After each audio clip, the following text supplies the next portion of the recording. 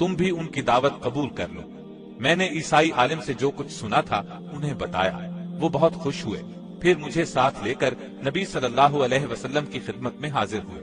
मैंने आपसे दरखास्त की कि अल्लाह के नबी मुझे अपने दीन में दाखिल कर ले।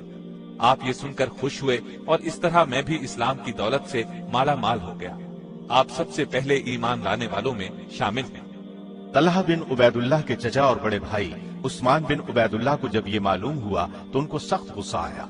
उन्होंने अबू बकर और तलहा दोनों को एक ही रस्सी से बांधकर बहुत मारा पीटा। दोनों ने ये मार सब्र और हौसले से बर्दाश्त की। कुरैश का एक सरदार नौफल बिन खुवैलिद था। ये शख्स भी मुसलमानों का सख्त दुश्मन था। उसने भी अबू बकर सिद्दीक और तलहा पर बड़े जुल्म तोड़े, लेकिन ये दोनों चट्टान की तरह अपने दीन पर कायम रहे। वालिदा भी शुरू में इस्लाम के खिलाफ थी। उनको इस्लाम कबूल करने की खबर हुई तो बहुत बिगड़ी, बहुत सख्ती की, लेकिन बेटे ने इस्लाम से मुंह न मोड़ा।